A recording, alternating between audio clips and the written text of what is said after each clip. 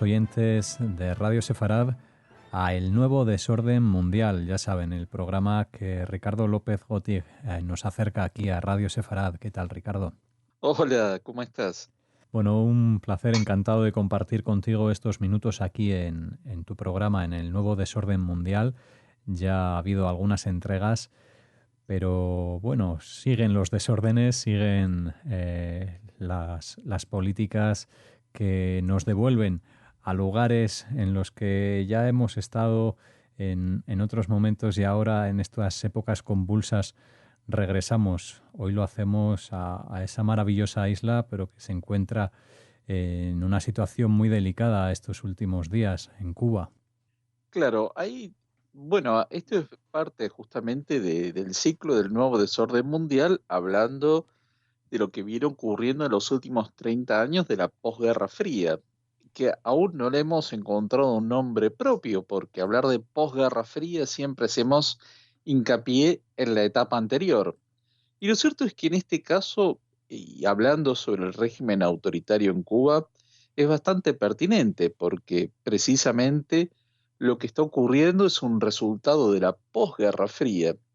Es decir, es un sistema que se instaló en plena Guerra Fría y que incluso lleva casi a la Tercera Guerra Mundial, cuando se produjo la crisis de los misiles en 1962.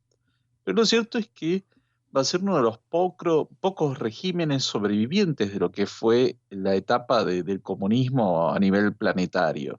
Es decir, quedarían solamente Corea del Norte, Vietnam, la República Popular China y en este caso el sistema de partido único implantado en Cuba con el liderazgo de tantos años de Fidel Castro, que se convirtió en una figura legendaria, sobre todo en América Latina, muy romantizada, pero que llevó al colapso económico y social de la isla, teniendo en cuenta que cómo se vivía en Cuba antes y lo que terminó ocurriendo después, ahí se puede advertir cómo se fue produciendo ese deterioro. Pero lo cierto es que mientras estaba la Unión Soviética, tenía un sostén económico.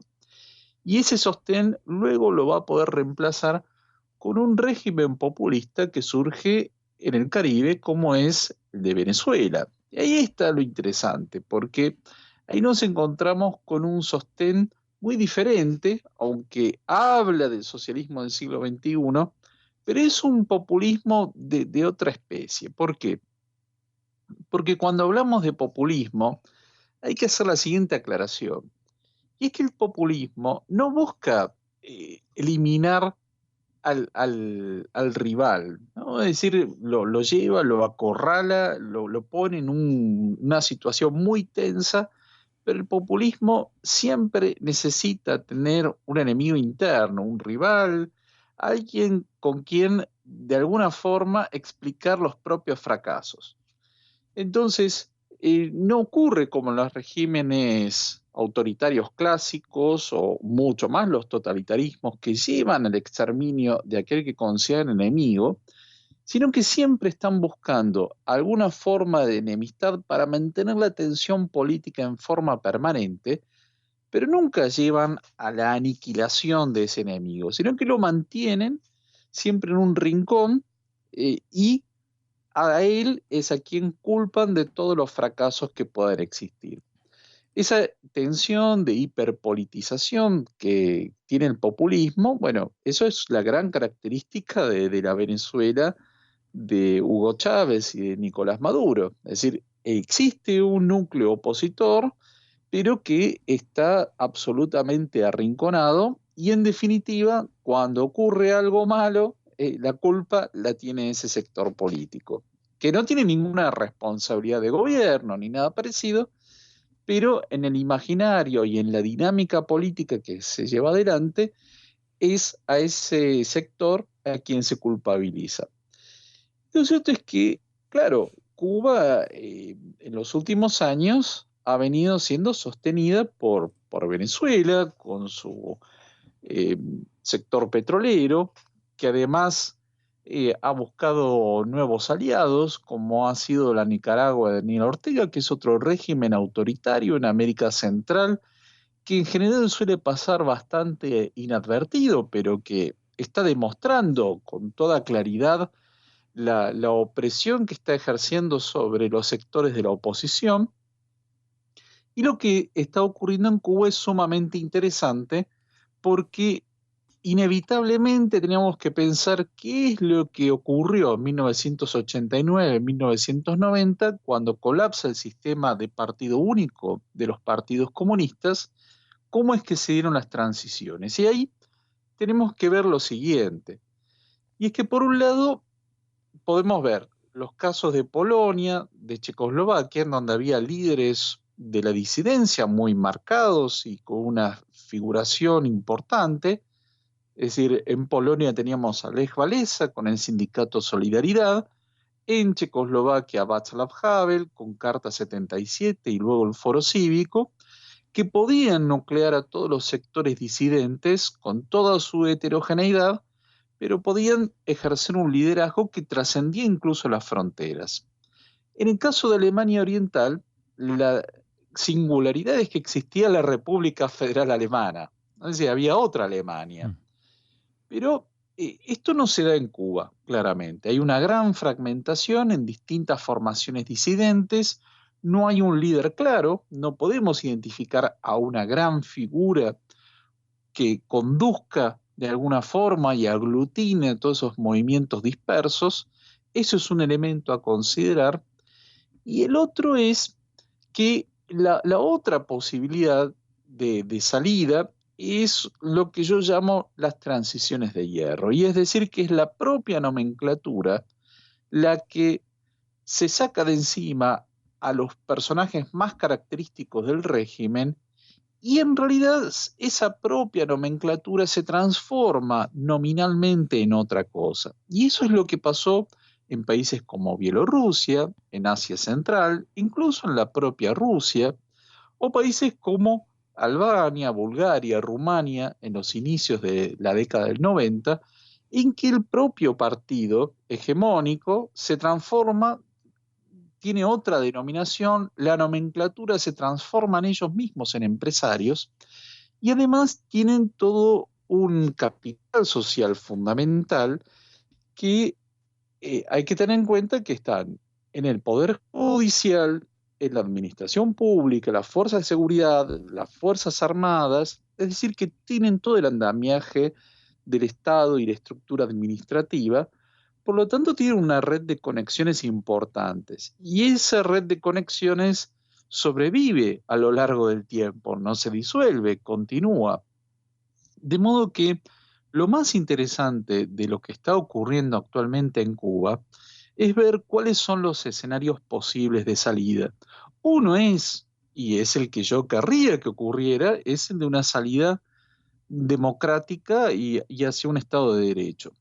Esa es una posibilidad dependiendo de cómo actúe la comunidad internacional de los países democráticos, tanto de América Latina, de América del Norte, de la Unión Europea, hoy y de organismos como la Organización de Estados Americanos, la Comisión Interamericana de Derechos Humanos, que pueden ejercer una influencia notable para que se produzca una salida democrática. Pero también hay que ver los actores internos de la isla y eso se va viendo día a día cómo es que van actuando y si es que la propia nomenclatura hace un cambio de régimen o un cambio de nombre o incluso ver qué decisión van a tomar las Fuerzas Armadas en un escenario así para ver cómo se da la salida a esta situación.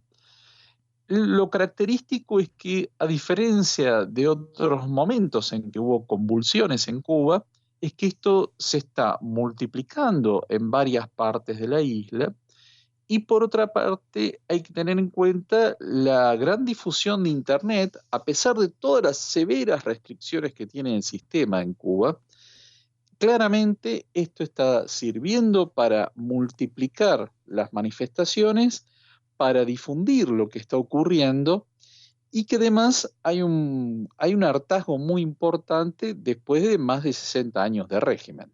Aparte, Ricardo, de ese régimen, y todo lo que supone vivir en Cuba, también estamos viviendo desgraciadamente una pandemia mundial que en los sectores más turísticos también está golpeando. O sea, se suman muchos factores, ya la crisis interna, la pobreza, las restricciones, a esa falta de recursos, ¿no?, que aportan los extranjeros que llegan a la isla.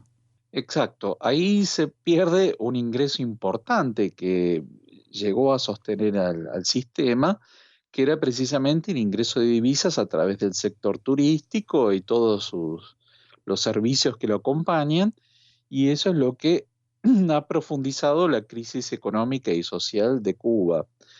Y quien no haya viajado, y sobre todo quien no haya tenido contacto con la población cubana corriente, no, quizás no ve que el cubano común no tiene acceso ni a los restaurantes, ni a las tiendas, ni a los hoteles a donde va el turismo. Es decir, hay una suerte de apartheid económico y social dentro de la isla que el cubano corriente no puede acceder a esos lugares.